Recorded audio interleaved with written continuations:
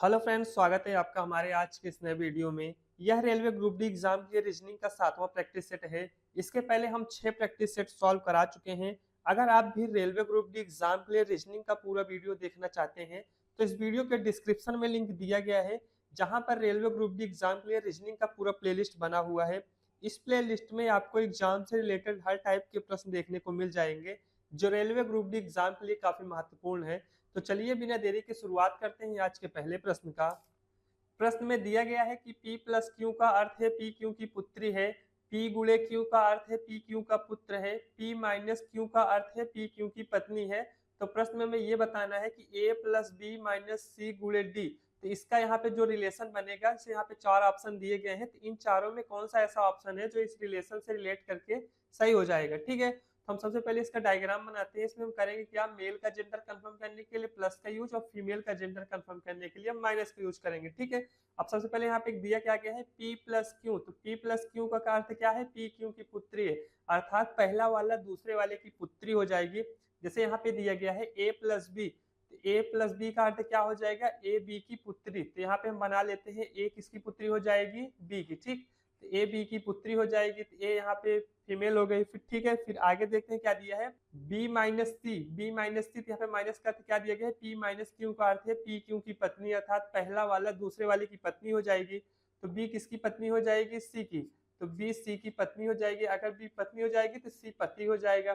ठीक, फिर आगे क्या दिया गया है, सी गुणे डी, गुणे का अर्थ क्या दिया गया है, पी गुणे क्यू का अर्थ है पी क्यू का पुत्र है, तो क्या हो जाएगा, सी डी का पुत्र हो जाएगा। तो सी किसका पुत्र हो जाएगा, यहाँ से डी का। तो यहाँ पे डी का जेंडर कंफर्म नहीं दिया गया है।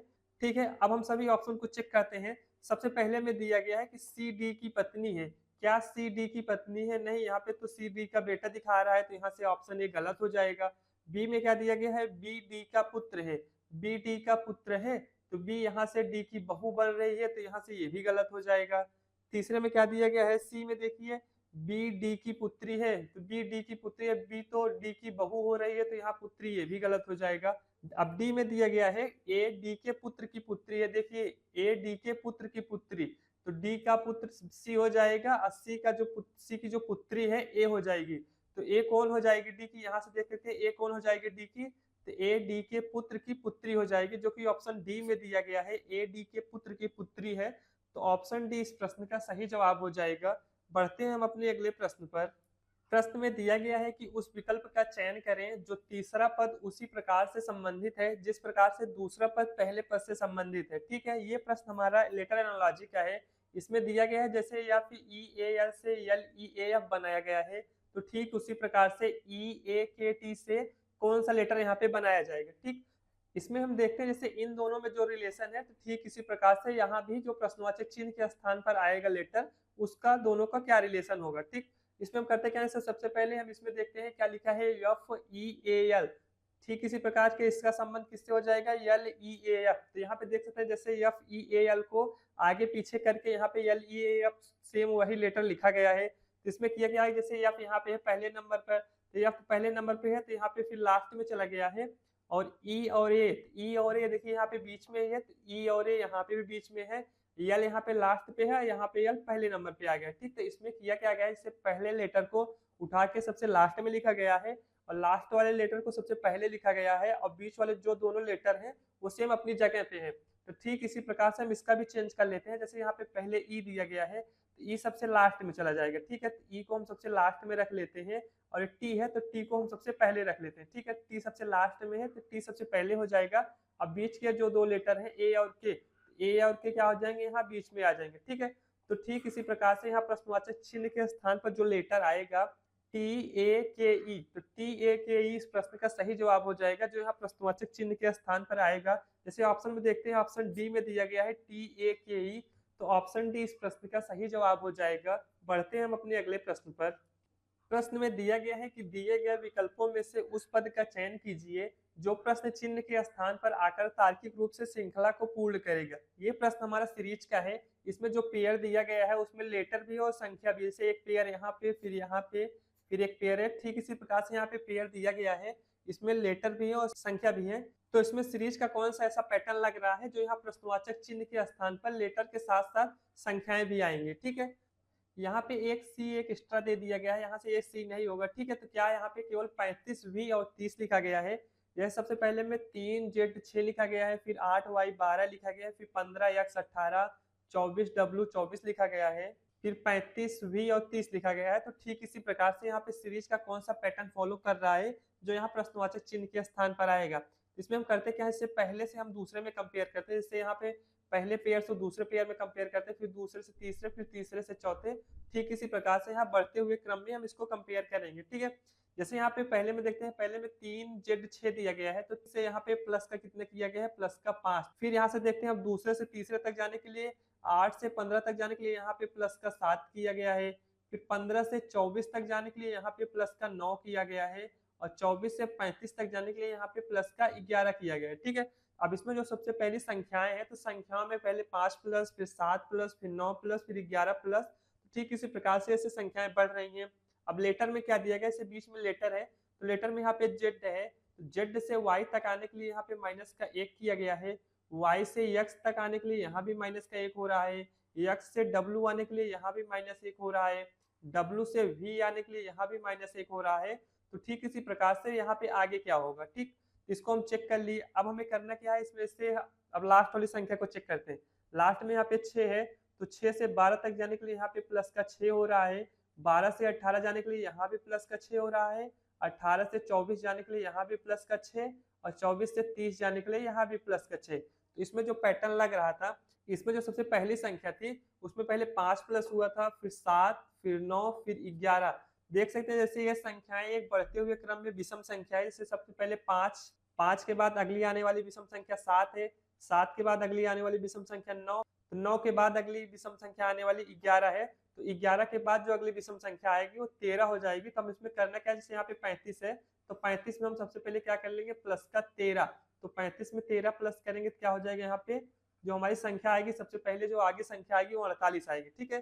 तो 35 में 13 प्लस करेंगे 48 आएगी। अब इसमें किया क्या गया था, इससे लेटर में पहले -1, फिर इसमें भी -1, फिर इसमें भी, सभी में -1 हो रहा था। तो ठीक इसी प्रकार से यहाँ पे v है, तो v में भी माइनस का 1 करेंगे तो लेटर हमारा u आ जाएगा। तो 48 के बाद जो लेटर आएगा वो u आएगा, ठीक।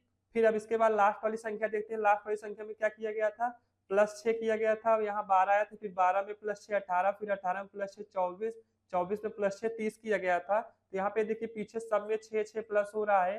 तो इसके बाद यहाँ पे 30 में भी हमें +6 करना होगा, तो 30 में प्लस का 6 करेंगे क्या आ जाएगा, 36। तो लास्ट वाली जो संख्या आएगी 36 आएगी। तो हमारा जो सही जवाब हो जाएगा 48U36।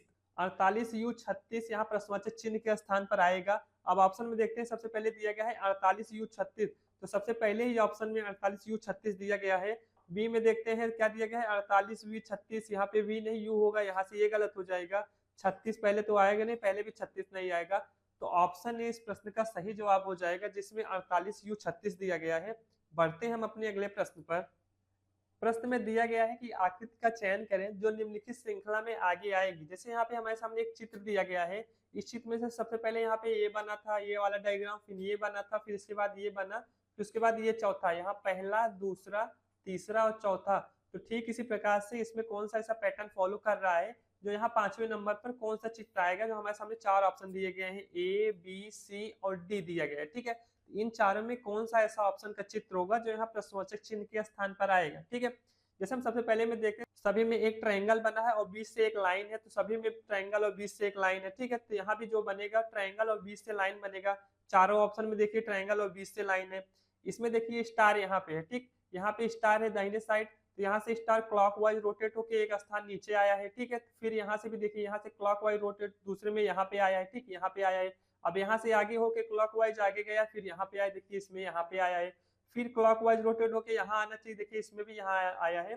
तो ठीक इसी प्रकार से अब जो यहाँ पे क्लॉकवाइज रोटेट होगा, जो स्टार आएगा तो स्टार नीचे आएगा। देखिए ऑप्शन ए में यहाँ पे स्टार इधर दिया गया, तो ऑप्शन ए यहाँ से गलत हो जाएगा, और डी भी यहाँ से गलत हो जाएगा, क्योंकि यहाँ पे देखिए यहाँ पे स्टार था, तो ये वाला चित्र जो यहाँ पे स्टार बना है तो ये नीचे आना चाहिए। तो यहाँ पे देखिए साइड में आया है, तो राइट साइड में आया, तो यहाँ से ये गलत, ए और डी हमारे ऑप्शन गलत हो गए। अब हमें बी और सी को चेक करना है। इसमें देखिए सबसे पहले लेफ्ट साइड में खाली स्थान था, ठीक है। यहाँ ट्रायंगल का लेफ्ट साइड वाला पार्ट खाली था, दूसरे में राइट साइड वाला पार्ट खाली है, तीसरे में लेफ्ट साइड वाला पार्ट खाली, चौथे में फिर राइट साइड वाला पार्ट खाली है। तो अब हमारा क्या हो जाएगा, अब जो ट्रायंगल बनेगा उसमें लेफ्ट साइड वाला पार्ट खाली होना चाहिए और राइट साइड वाला पार्ट पूरा भरा होना चाहिए कलर से, ठीक है। जैसे ऑप्शन सी में देखते हैं तो पूरा ट्रायंगल ही कलर किया गया है, तो सी भी गलत हो जाएगा। बी में देखिए, बी में ठीक इसी प्रकार का चित्र दिया गया है जो यहाँ 5वें नंबर पे आएगा।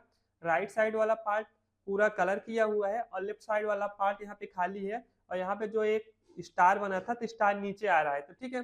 तो बी ही सेम एक ही तरीके का पैटर्न फॉलो कर रहा है जो ऑप्शन बी में दिया गया है। तो ऑप्शन बी में दिया गया चित्र यहाँ प्रश्नवाचक चिन्ह के स्थान पर आएगा, तो ऑप्शन बी इस प्रश्न का सही जवाब हो जाएगा। बढ़ते हैं हम अपने अगले प्रश्न पर। प्रश्न में दिया गया है कि निम्नलिखित प्रश्न में से एक पासे की 3 अलग-अलग स्थितियां दी गई हैं।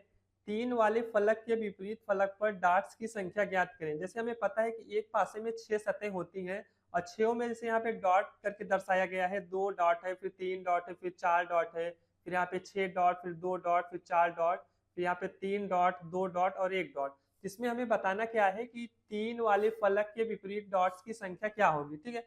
इसमें हमें कॉमन ढूंढना होता है, इसे हम पहले से दूसरे में भी या तीनों में भी कोई भी दो पासे में हमें कॉमन सतह ढूंढना होगा, ठीक है। जैसे हम पहले में देखते हैं, पहले में यहाँ पे 2 3 4 है, दूसरे में 6 2 और 4 है। देखिए इसमें 2 4 इसमें कॉमन हो रहे हैं और 2 4 इसमें कॉमन हो रहे हैं। और तीसरे में क्या दिया गया है, 3 2 और 1, ठीक। किसी भी दो पासे की अगर दोनों सतह समान है, जैसे यहाँ पे दिया गया है, या पहला पासा हमारा या दूसरा और तीसरा, पहले में देखते हैं यहाँ पे 2 डॉट है, 4 डॉट है और दूसरे में भी यहाँ पे 2 डॉट है और 4 डॉट है। तो इन दोनों के अलावा जो भी डॉट बचते हैं, जैसे यहाँ पे 3 बचा, 6 बचा, तो क्या हो जाता है, इसमें जो 3 दिया गया है, 3 6 के विपरीत हो जाता है, 3 और 6 आपस में विपरीत हो जाते हैं। तो ठीक इसी प्रकार से जैसे अगर हमारी दो सतह अगर कॉमन दिख रही है तो हम ये वाला पैटर्न लगा सकते हैं।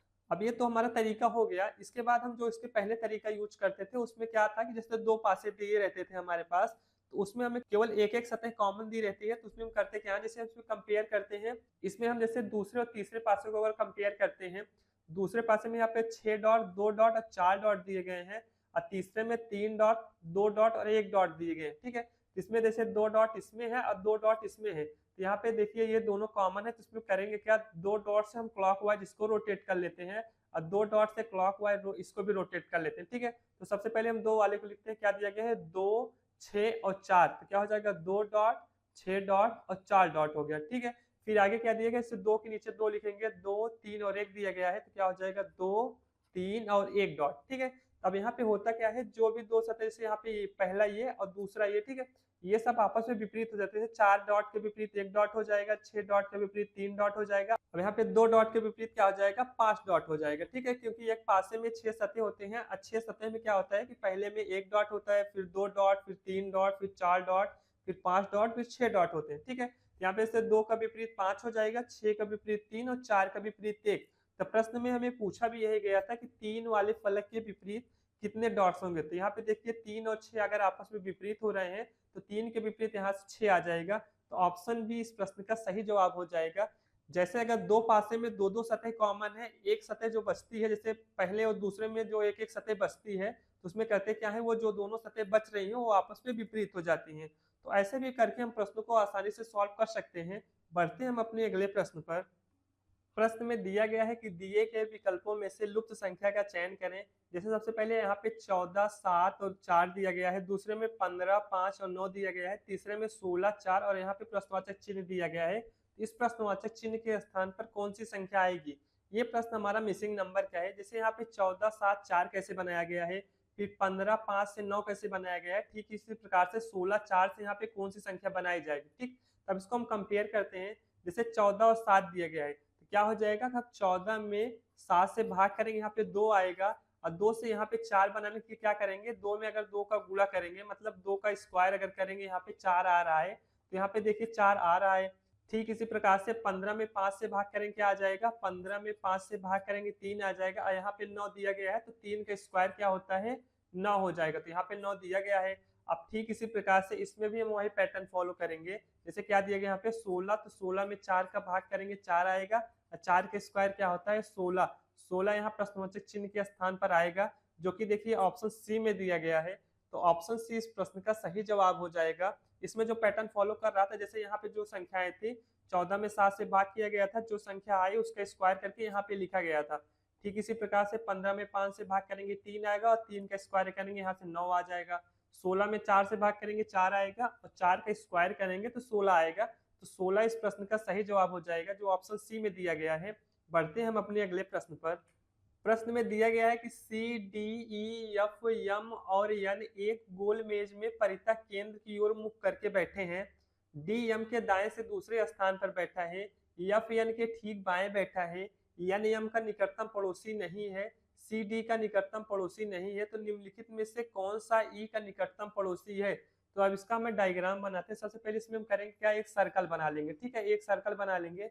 यहाँ पे टोटल कितने व्यक्ति बैठे हैं? 1 2 3 4 5 और 6। तो क्या करते हैं, हम 6 लाइन यहाँ पे कर लेते हैं। तो 1 2 3 4 5 और 6। ठीक है, तो सभी का फेस अंदर की तरफ है। तो क्या हो जाएगा, अब यहाँ पे सबसे पहले हम बैठाना स्टार्ट करते हैं। क्या दिया गया सबसे पहले, डी यम के दाएं से दूसरे स्थान पर बैठा है। तो यम का यम यहाँ पे हो जाएगा, तो यम का दायां ये हो जाएगा और यम का बायां ये हो जाएगा। ठीक है, तो क्या हो जाएगा, डी यम के दाएं दूसरे स्थान पर बैठा है, तो यम का दायां इधर हो जाएगा, पहला और दूसरा। तो यम के दाएं दूसरे स्थान पर यहाँ से डी बैठ गया। फिर आगे क्या दिया गया है, यफ यन के ठीक बाएं बैठा है। देखिए यहाँ पे ना तो अभी यफ दिया गया है ना तो यन दिया गया है, इससे हम रिलेट नहीं कर सकते हैं कि यफ यन कहाँ पे बैठेंगे। आगे देखते हैं क्या दिया गया है, यन यम का निकटतम पड़ोसी नहीं है। तो यहाँ भी अभी यन, यहाँ पे यम है, तो यन यहाँ पे दोनों में नहीं आ सकता। जैसे यहाँ पे यन नहीं आ सकता, देखिए यहाँ पे क्या हो जाएगा, यहाँ पे यन नहीं आ सकता, ना ही यहाँ पे यन आ सकता है। ठीक है, फिर आगे क्या दिया गया है, सी डी का निकटतम पड़ोसी नहीं है। तो सी डी का निकटतम पड़ोसी नहीं है। ठीक है, अब जैसे हम यहाँ पे बैठाते हैं, इन दोनों जगह पे यम नहीं हो सकता, जैसे यहाँ पे यन नहीं हो सकता और यहाँ भी यन नहीं हो सकता। एक लाइन हम यहाँ पे छोड़े थे, यफ यन के ठीक बाएं बैठा है। तो यन के ठीक बाएं कौन बैठा है, यफ बैठा है। ठीक है, अगर हम यहाँ पे यन को बैठाते हैं तो यफ यन दो जगह से खाली होने चाहिए जहाँ पे यफ यन बैठ सकते हैं। अगर यन को यहाँ बैठाते हैं तो यन के ठीक बाएं दिया गया है ना कि यफ यन के ठीक बाएं बैठा है, तो यन का बायां इधर हो जाएगा लेफ्ट। तो यन के बाएं कौन बैठा है यहाँ से, यफ। ठीक है, तो यफ यन के बाएं बैठा है। फिर आगे यहाँ पे हम एक लाइन ये छोड़े थे कि सी डी का निकटतम पड़ोसी नहीं है। अगर सी डी का निकटतम पड़ोसी नहीं, मतलब सी को हम यहाँ पे नहीं रख सकते, सी यहाँ पे नहीं आएगा तो सी यहाँ से आ जाएगा। अब बचा क्या इसमें, जैसे यहाँ पे कौन कौन बैठ गया, C D E F M N थे, तो यहाँ से सब बैठ गया, लेकिन ई नहीं बैठा है। अब एक स्थान यहाँ पे खाली है, तो यहाँ पे कौन आ जाएगा, ई आ जाएगा। ठीक है, अब सभी का बैठने का तरीका ठीक यही होगा। तो प्रश्न में हमें ये बताना है कि ई का निकटतम पड़ोसी कौन है। तो ई का निकटतम पड़ोसी देखिए ऑप्शन ए में दिया गया है डी और यम। तो ई का निकटतम पड़ोसी देखिए डी भी है और यम भी है, तो क्या हो जाएगा, डी यम दिया गया है। तो ऑप्शन ए इस प्रश्न का सही जवाब हो जाएगा, जो ई के निकटतम पड़ोसी होंगे। तो ई के निकटतम पड़ोसी यहाँ से डी और यम भी है। ठीक है, बी में दिया गया है यम और एफ, तो यहाँ पे एफ यम तो है लेकिन एफ नहीं है, तो बी गलत हो जाएगा। सी में एफ एन दिया गया, ये भी गलत। यहाँ पे एन सी दिया गया है, ये भी गलत। तो ऑप्शन ए इस प्रश्न का सही जवाब हो जाएगा। बढ़ते हैं हम अपने अगले प्रश्न पर। प्रश्न में दिया गया है कि कागज के एक टुकड़े को मोड़ा और काटा जाता है, जैसे कि नीचे प्रश्न आकृति में दिखाया गया है। दिए गए उत्तर चित्र में बताएं कि खोलने पर यह कैसे दिखाई देगा। जैसे हमारे सामने यहाँ पे एक पहले कागज दिया गया है, इसको सबसे पहले राइट साइड फोल्ड किया गया है, फिर ऊपर की तरफ फोल्ड किया गया है, फिर यहाँ पे कट किया गया है। ठीक है, कट किया गया मतलब एक एरो बनाया गया है, और उसके बाद यहाँ पे एक ट्रायंगल और एक सर्कल बनाया गया है। ठीक है, तो अब इसको खोलने पर यह कैसा बनेगा। जैसे यहाँ पे सबसे ऊपर अगर फोल्ड किए थे, जब ये ओपन होगा तो आधा पार्ट इधर नीचे की तरफ ओपन होगा, तो इसमें करेंगे क्या, ऊपर वाला सर्कल यहाँ पे जो बना था, तो ऊपर ये वाला सर्कल ये नीचे टाइप बन जाएगा, ऊपर वाला ट्रायंगल यहाँ पे नीचे बन जाएगा, ऊपर वाला सर्कल भी यहाँ पे नीचे आ जाएगा। ठीक है, तो ट्रायंगल को हम बना लिए। अब सर्कल को यहाँ ठीक इसके बगल में हम ऐसे सर्कल को बना लेते हैं। ठीक है, तो सर्कल को बना लेते हैं, ये दोनों यहाँ पे बन गए। अब ये जो एरो है, तो एरो जो यहाँ पे खुलेगा तो ठीक इसी प्रकार का एरो यहाँ पे बन जाएगा। ठीक है, तो एरो को हम यहाँ से ऐसे बना लेते हैं। ठीक है, एरो भी यहाँ से बन गया, देखिए एरो ये पूरा कलर है। ठीक है, पूरा ब्लैक है। ठीक, एरो यहाँ से बन गया और ये दोनों चित्र यहाँ पे बन गए। ठीक है, अब इसको जैसे यहाँ पे राइट साइड फोल्ड किया गया था, अगर ये ओपन होगा तो अब लेफ्ट साइड ओपन से यहाँ पे पहुंच गया। अब इसको लेफ्ट साइड ओपन करेंगे तो क्या हो जाएगा, जब लेफ्ट साइड ओपन करेंगे तो ये वाला पार्ट, ये दोनों पार्ट सबसे इधर आ जाएंगे। ठीक है, तो इधर आ जाएंगे, तो इसमें करने का जैसे ट्रायंगल यहाँ पे है, तो ट्रायंगल हमारा क्या बन जाएगा, इधर वाला ट्रायंगल यहाँ से। ठीक है, तो इधर वाला ट्रायंगल, यहाँ ट्रायंगल ऐसे बन जाएगा, और ये वाला सर्कल ठीक इसके बगल में बन जाएगा, और यहाँ भी ये वाला जो ट्रायंगल है, तो ये वाला ट्रायंगल नीचे की तरफ करके सेम तरीके से इधर बन जाएगा, और ये वाले सर्कल यहाँ पे आ जाएंगे। अब ये जो दोनों एरो है, तो इनका फेस इधर राइट साइड है, तो क्या हो जाएगा, जब हम इसको ओपन करेंगे तो राइट लेफ्ट साइड में आ जाएंगे, तो क्या हो जाएगा, यहाँ से ये वाला एरो इधर बन जाएगा और ये वाला एरो ठीक अपने सामने इधर बन जाएगा। ठीक है, इन दोनों एरो को हम यहाँ से बना लेते हैं और इसको भी हम यहाँ से बना लेते हैं। ठीक है, तो ये पूरा एरो कलर है। तो ठीक इसी प्रकार का चित्र बनेगा जो इस कागज को खोलने पर बनेगा। ठीक है, जैसे ऑप्शन ए में चेक करते हैं, चारों तरफ एक ट्रायंगल है, यहाँ पे ऊपर की तरफ यहाँ पे दोनों ट्रायंगल है, फिर बीच में सर्कल है, यहाँ पे देखिए ऊपर की तरफ दोनों है, बीच में सर्कल है, और यहाँ पे दो एरो देखिए एक ही दिशा में है, दो एरो एक ही दिशा में है, इधर वाले दो एरो एक ही दिशा में है। ठीक है, तो उसके बाद नीचे के दो यहाँ पे जो ट्रायंगल है, ये वाला ट्रायंगल और ये वाला ट्रायंगल, यहाँ से देखिए यहाँ भी नीचे था, यहाँ भी नीचे था, तो इसमें भी दोनों तरफ नीचे है, इसमें जो दो सर्कल है यहाँ बीच में आ जाएंगे। ठीक है, तो ए वाला जो चित्र है ठीक इसी प्रकार का चित्र ए में दिया गया है। अब बी में चेक करते हैं, बी में क्या दिया गया, जैसे चारों एरो देखिए एक ही तरफ दे दिया गया है, तो यहाँ से ये गलत हो जाएगा। सी में देखिए एरो ऊपर नीचे, यहाँ पे पहले बीच में एरो दिया गया था, फिर नीचे आ गया, यहाँ से ये भी गलत हो जाएगा। और डी में देखिए एरो तो यहाँ पे दोनों तरफ दे रहे हैं, ट्रायंगल भी दे रहे हैं, सर्कल भी दे रहे हैं, लेकिन इसमें देखिए एक ट्रायंगल नीचे की तरफ फेस किया है, एक ट्रायंगल ऊपर की तरफ है, तो यहाँ से ये भी गलत हो जाएगा। ठीक है, तो ऑप्शन ए में जो चित्र दिया गया है वो सही जवाब हो जाएगा। जो इस पेपर को मोड़ने काटने के बाद फिर उसको खोला जाता है तो ठीक इसी प्रकार का चित्र बनेगा। बढ़ते हैं हम अपने अगले प्रश्न पर। प्रश्न में दिया गया है कि दिए गए कथनों और निष्कर्षों को ध्यानपूर्वक पढ़ें, यह मानते हुए कि दी गई जानकारी सही है फिर भी वह सामान्य रूप से ज्ञात तथ्यों से भिन्न लगे, निर्णय की करें कि कौन सा निष्कर्ष दिए गए कथनों का तार्किक रूप से अनुसरण करता है। यह प्रश्न हमारा कथन निष्कर्ष का है। जैसे कथन में दिया गया है कि कुछ गुलाब लिली है, कुछ लिली चमेली है, और निष्कर्ष में ये बताना है कि कुछ चमेली गुलाब है और सभी लिली चमेली है। तो ठीक है, इसको हम डायग्राम बना के सॉल्व करते हैं। सबसे पहले कथन का हम डायग्राम बनाए, क्या दिया गया है, कुछ गुलाब लिली है, तो हम क्या बनाएंगे, यहाँ पे सबसे पहले हम इसमें गुलाब का डायग्राम बनाते हैं। ठीक है, यहाँ पे गुलाब का डायग्राम बना देते हैं। ठीक, उसके बाद क्या दिया गया है, कुछ गुलाब लिली है, तो गुलाब का कुछ हिस्सा किस में आ जाएगा, लिली में आ जाएगा, तो गुलाब का कुछ हिस्सा यहाँ से लिली होगा। ठीक है, देखिए गुलाब का इतना जो हिस्सा है ये लिली में आ रहा है। फिर आगे क्या दिया गया है, कुछ लिली चमेली है, तो लिली का कुछ हिस्सा क्या हो जाएगा, यहाँ से चमेली हो जाएगा। ठीक, लिली का कुछ हिस्सा चमेली हो जाएगा। अब निष्कर्ष में पूछा ये गया है कुछ चमेली गुलाब है, क्या चमेली, देखिए चमेली यहाँ पे है और गुलाब यहाँ पे है, तो चमेली गुलाब का आपस में कोई संबंध नहीं है, तो यहाँ से पहला निष्कर्ष गलत हो जाएगा। और दूसरे में देखते हैं क्या दिया गया है, सभी लिली चमेली है, तो क्या सभी लिली चमेली के अंदर आ रही है, नहीं, यहाँ पे केवल लिली का कुछ ही भाग चमेली में जा रहा है, तो हम श्योर होकर ये नहीं कह सकते हैं कि सभी लिली चमेली होंगे, तो यहाँ से हमारा ये भी निष्कर्ष गलत हो जाएगा। क्या हो जाएगा, देखिए अब ऑप्शन में क्या दिया गया है, केवल निष्कर्ष एक अनुसरण करता है, केवल निष्कर्ष दो अनुसरण करता है।